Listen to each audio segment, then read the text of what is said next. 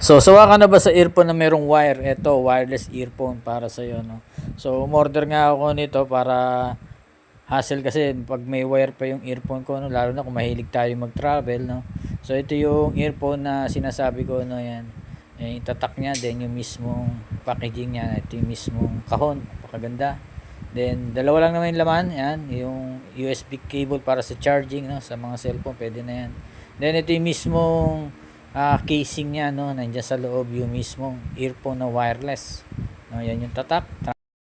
Then ito yung mismong earphone, mapapa night rider ka dahil sa glossy black na kulay nito, no, yan. So yan din yung mismong charging niya, no. Then yan, try natin i-charge to, no. Hinahanap ko nga kung nasan yung indicator nito, no, dahil masyadong mas secret kung saan yung mismong indicator charging, no. Try natin, saksak natin dito, yan. Then ito yung mismong charger ko, yan. So okay naman, mukhang nagcha-charge, pero ito maliit lang pala yung indicator niya, makikita mo ron, no? So neat na neat at napakaliit, compact na compact, pwede sa bulsa ng polo mo.